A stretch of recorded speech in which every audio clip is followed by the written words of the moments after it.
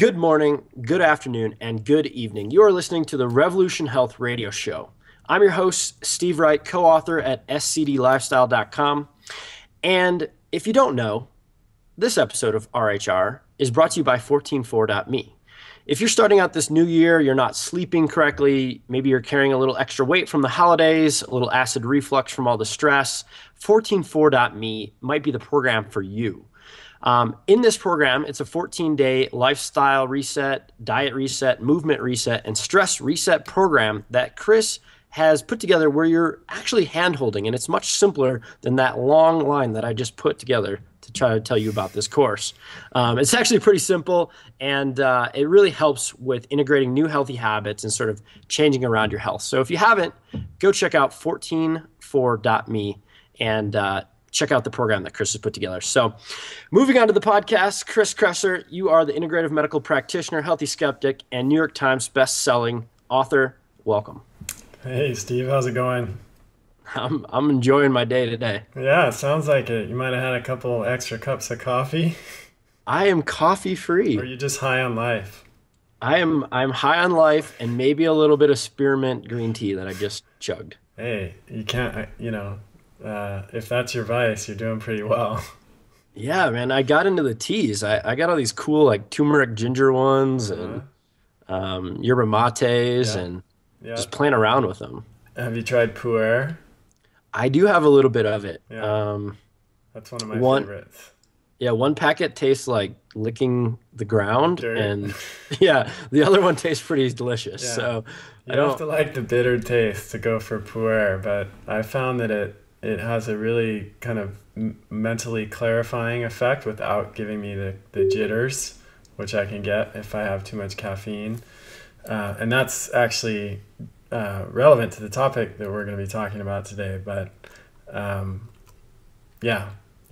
it's fun. I've been a tea connoisseur for a long time, and we actually have a store down in Berkeley that's just the entire store is devoted to tea, and you can go and they have a tea bar and you can sit there and sample tea.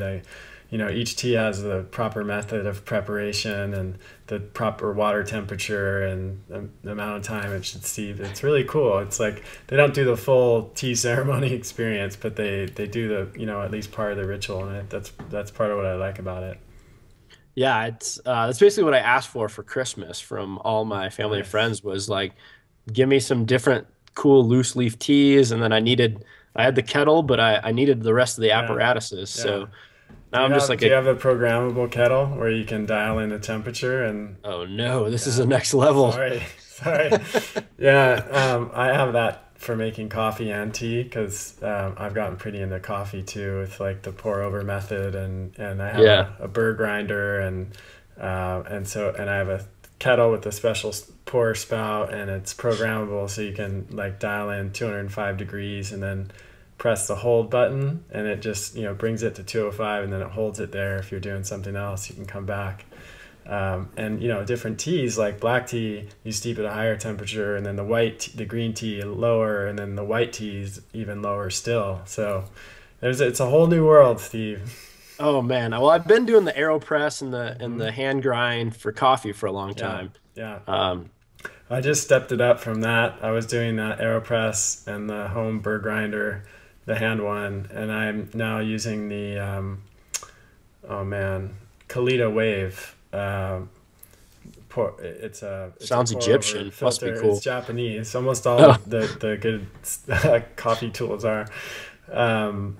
And then I finally broke down and got the electric burr grinder for home to speed things up a bit. And then there's this amazing coffee store in downtown Berkeley, right in the same place as this tea store called Artis.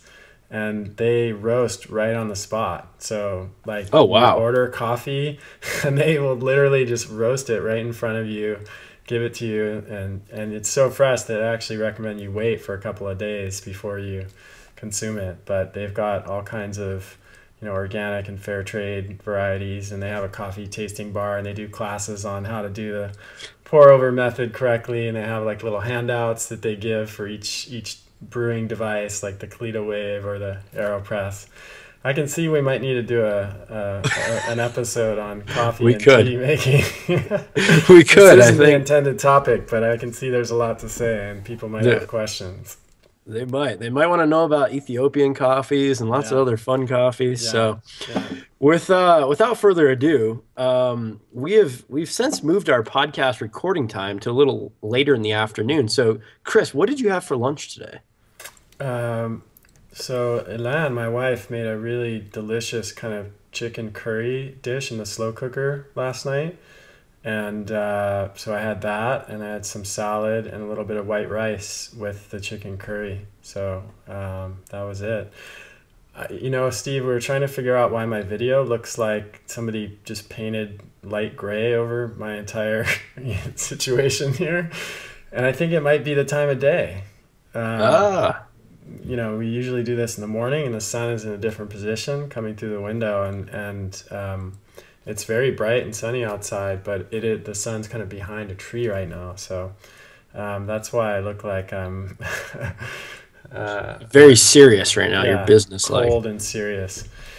Anyhow, let's we got a really good topic for the show here. This question is from Julia, and let's give it a listen. Hi, Chris. I recently started working on my PhD, and my life evolves around reading, learning, and memorizing.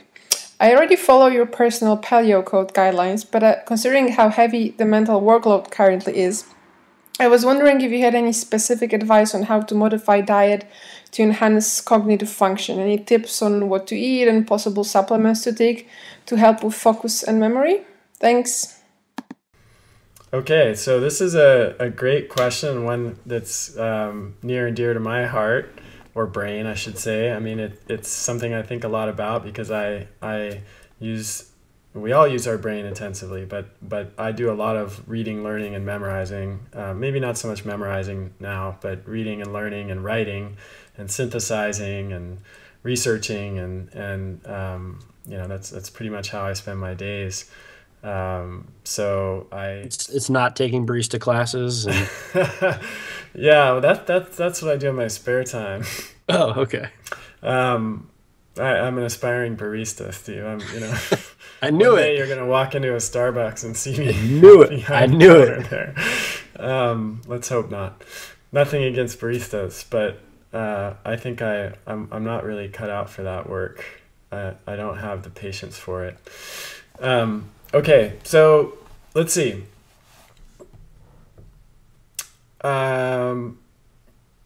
Brain health. We could spend so many episodes on this, but I think I just want to stay really focused on what Julia was asking about, and so we'll consider basic and therapeutic nutrients to optimize brain health, and then at the end I'll talk a little bit about some other things you can think about if you're trying to optimize your brain health, and I'll kind of maybe direct you to some resources where you can learn more about those things if you haven't been listening to this show for a while or reading my blog for a while or my book.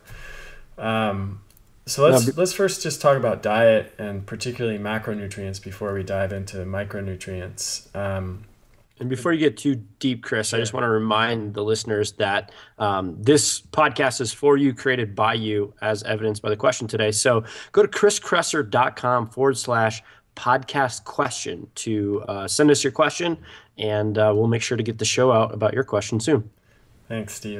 It's always good to remind them. It's amazing to see how all the questions come in and how they break down, and it really helps me to organize my research. So definitely keep them coming. So with diet, usually the first thing people ask is, what about carbs? Like what should I be on a really low carb, high fat approach, like even a ketogenic diet to optimize my brain health, or should I maybe eat more carbohydrates? And of course, as usual, the answer is it depends. I think most people just generally, if you're overall relatively healthy, you don't have any significant metabolic problems, you're not dealing with a neurodegenerative condition like Alzheimer's or Parkinson's or neuropathy or something like that, then a moderate carbohydrate diet, somewhere within the 20 to 30% of calories is carbohydrate range, will tend to work best. Low carb, really low carb approach can sometimes be helpful on a temporary basis. Like if you have an exam coming up, some people feel better if they eat, let's say you have an exam at 11 o'clock in the morning. You might do better if you have a relatively low carb, higher protein, higher fat breakfast that morning. And then some people feel like that gives them kind of a temporary boost in mental clarity. But I would say most of my patients, most people I've worked with, find that if they stick with that diet over a long term, it eventually kind of starts to have the opposite effect. It starts to sap their energy and ability to retain information and just stay focused and concentrated over a longer period of time. On the other hand, if you do have any of the conditions that I mentioned, metabolic issues or neurodegenerative disorders or a tendency in any of those directions, you might actually do better with a low carb, high fat diet or even a ketogenic approach. And certainly, as we've talked about on the show and then as I've written about on the blog, those approaches are being used successfully therapeutically in many of those conditions that I just mentioned, because the brain can utilize ketones for fuel when carbohydrate metabolism in the brain is damaged and not working well. So this is just yet another case where we need to distinguish between an approach that's appropriate and useful therapeutically and one that is like the basic recommendation for everyone. They're not the same thing. So, at the end of the day, the best thing to do is just experiment a little bit. Try several days with a much lower carb, higher fat approach, see how that affects your cognitive function, and then go back to a more moderate carbohydrate approach, try that for a few days, and then actually boost the carbs up a bit and see where you feel best in that spectrum, because ultimately your body is going to be the guide. Yeah, another thing to mention might be the timing in which you decide to eat those carbs.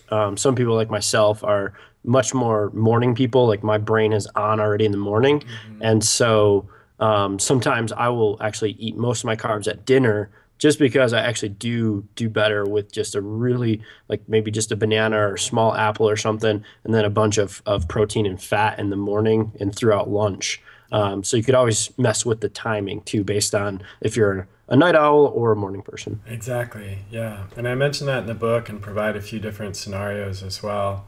And we'll come back to that at the end. Okay, so now for micronutrients to optimize brain health. The first one is DHA. It's a long-chain omega-3 fat. It's a fundamental building block of the brain, and it's a critical nutrient for brain cell function. It improves the fluidity of brain cell membranes. It supports the growth of the connective structures in the brain.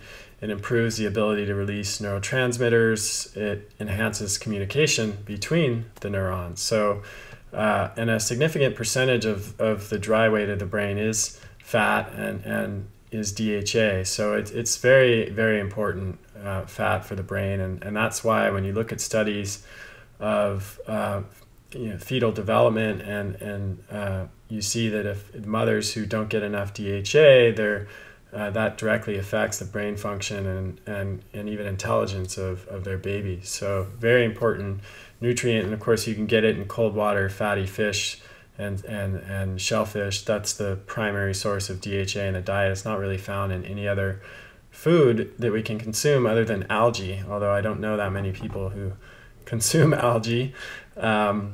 You can consume plant-based forms of omega-3, but the conversion of those plant-based forms into DHA is less than 0.5%, which is, and that's a best-case scenario. So you really have to get it from fish or seafood or from fish oil, cod liver oil.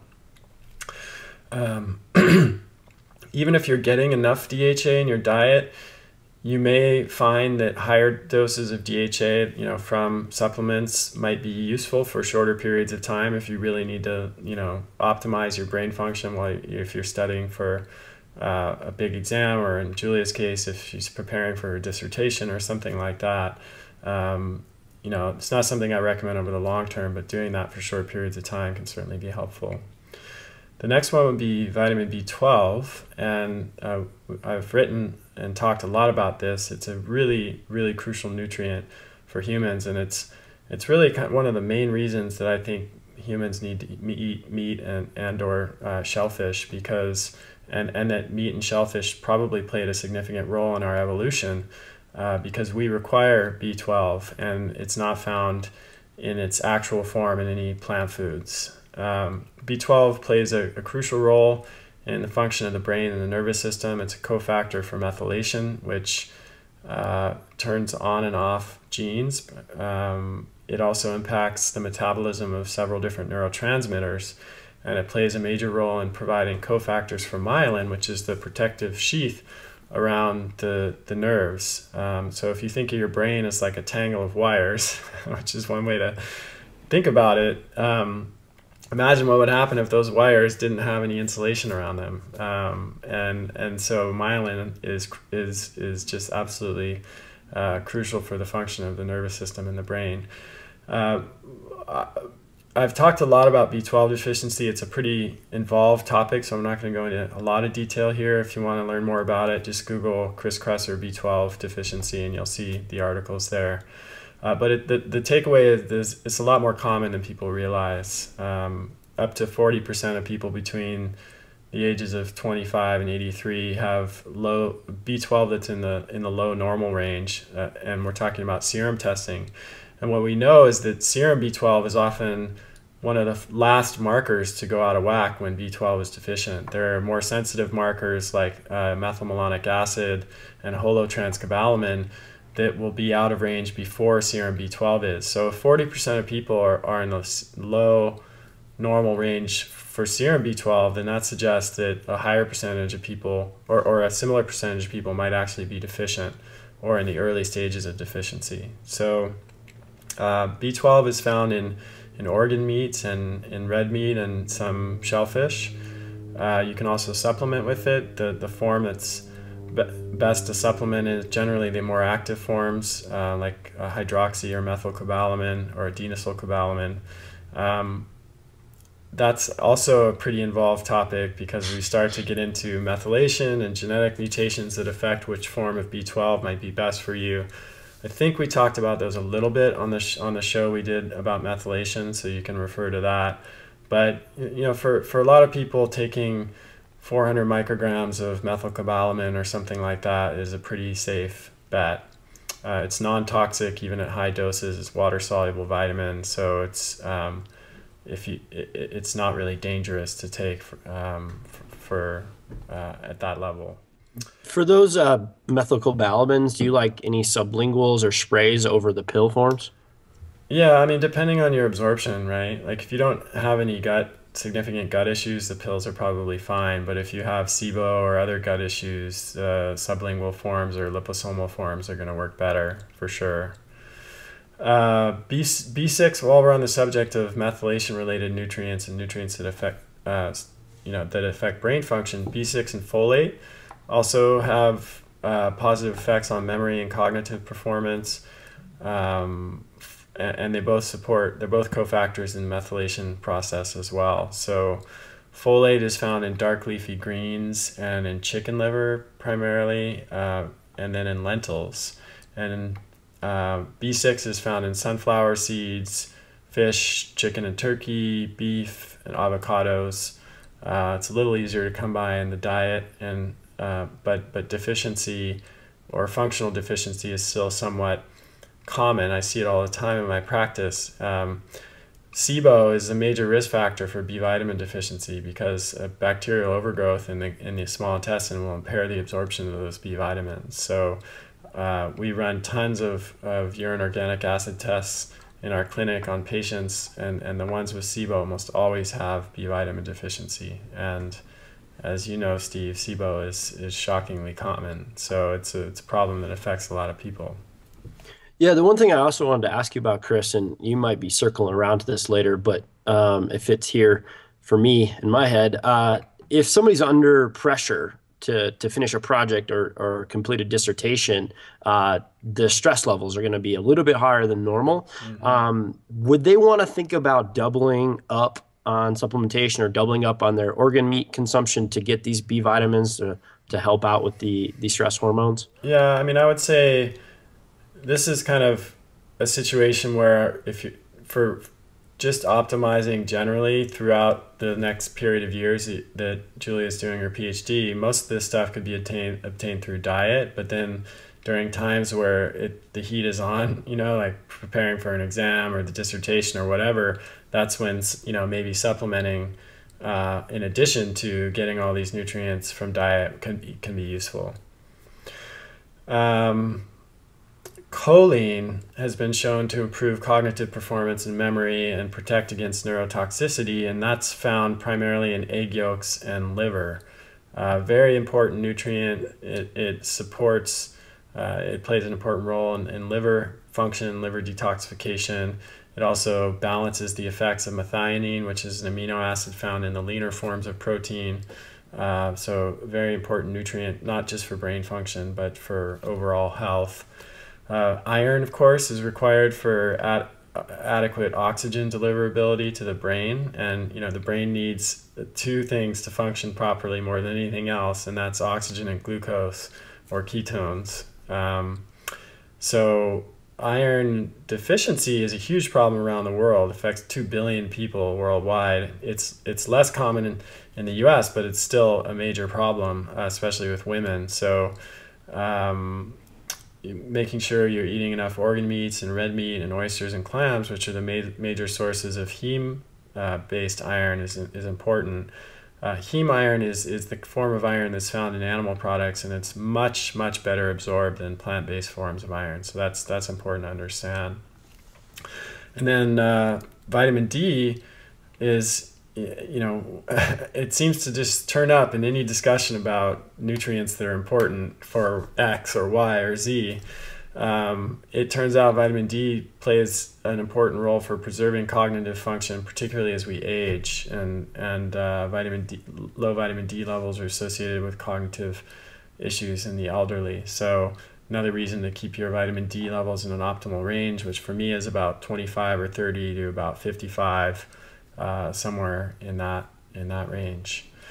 So those are like the basic nutrients that are obtainable through healthy diet, nutrient dense diet. But then we can talk a little bit about therapeutic nutrients, which may not be things that you eat so much in your diet, but you can supplement. I mean, they some of them do occur in the diet, but others are supplements that you would add to your routine. There are so many different supplements that affect brain function, as I'm sure if you fire up the internet or TV or whatever, or magazine, you're going to see promises of all kinds of supplements that will, turn you into a genius. But some of the better ones that I've found in my work with patients and in my own experience, one would be curcumin. Curcumin really has several remarkable effects on the brain. It protects brains from oxidative stress. It's anti-inflammatory. It improves memory, and it protects against neurodegeneration and neurotoxicity. It also has some pretty profound immune benefits. It promotes T regulatory cell production, which is the Tregs really help balance and regulate immune health. So dosage would be maybe 400 to 600 milligrams per day, and some forms are better absorbed than others, so that's something to pay attention to. Acetyl L-carnitine stimulates energy production in brain cells, especially in the frontal cortex, and it protects brain cells and even can help regenerate them, which is amazing. And the dosage for that would be like 1,000 to 2,000 milligrams a day in divided doses. Then we have phosphatidylserine, which is found in every cell membrane, but it's especially prevalent in the brain. And that determines what nutrients can enter the brain cells, how waste gets out of the brain cells, how brain cells communicate. And some studies, though not all, have shown that it can improve memory, learning, concentration, and mood. And the dose for that would be 100 to 300 milligrams per day in divided doses. And then last is an herb, traditional Ayurvedic herb called bacopa. And this has been used to boost memory and cognitive performance and to reduce anxiety in Ayurvedic medicine for thousands of years. And modern studies have shown that it improves attention, memory, and several other measures of cognitive performance. So the dose for that would be about 200 to 600 milligrams per day. Now, when I wrote my book, which is now out in paperback as the Paleo Cure, it was published in hardcover as Your Personal Paleo Code. I wrote several bonus chapters for how to tweak and customize paleo diet and lifestyle for particular health conditions. And one of the bonus chapters was on cognitive performance, anxiety, and depression. So if you have the book, you can log into the website and download this bonus chapter. If you don't have the book, you can purchase the book and then get access to these bonus chapters for free. And then what I also did is I created packs of supplements for each of these conditions based on the recommendations that I make in the bonus chapters, because I know there's a ton of confusion out there about, which products are the better ones, which ingredients you should get, what form you should take the nutrients in, and all of that. So I wanted to just make it easy for people to and provide recommendation on products that I would use based on all of these nutrients that I'm recommending. So if you go to store.chriskresser.com, there's a little orange box there that says, or green box that says, I read Chris's book and I know what I'm looking for. And if you click on that, and then you just click on the cognitive collection, there's a few supplements that have all the nutrients that I've talked about in the show here, to make it easy for you. I'd like to second the acetyl L-carnitine for sure. I actually stacked that with ubiquinol, the reduced form of CoQ10. Yeah. And I found that like if I really want to rock it out in the morning, like 200 milligrams of ubiquinol twice, morning and noon with the acetyl L-carnitine and some curcumin that's my go-to. Cool. Yeah, it's interesting how different it is. Some people have absolutely no response to CoQ10, whereas other people, it's really like turning the lights on. So it goes back to this whole biochemical individuality principle that we're always hammering on here. So just a couple other considerations to think about with brain health. One would be the gut-brain axis, something we've talked a lot about and I've written about. So if you search for Chris Kresser gut-brain axis, you'll find some podcasts and some articles to read. The quick summary is that there's a profound connection between the gut and the brain that works in both directions. And so if you want to optimize your brain health, you really have to optimize your gut health. You could take all these other supplements we're talking about, and if you've got SIBO or leaky gut or any other conditions that can affect digestive health, then these are going to have limited impact and value. So optimizing that entire axis is really important. Another would be exercise. If you're preparing for a PhD, Julia, usually that means spending a lot of time on your butt, reading and writing and researching and all of that. So I would definitely investigate something like a standing desk, or if you really want to go for it, a treadmill desk. That for me, that made just an unbelievable difference when I was writing my book. I'm sure a lot of people know this story, but when I first started writing my book, after a couple of weeks of just sitting in my chair reading and researching and writing, I was like, this is going to kill me. Or shave a few years off my life. And that's when I first got the treadmill desk. And then in the course of writing my book, I ended up walking over 2,000 miles.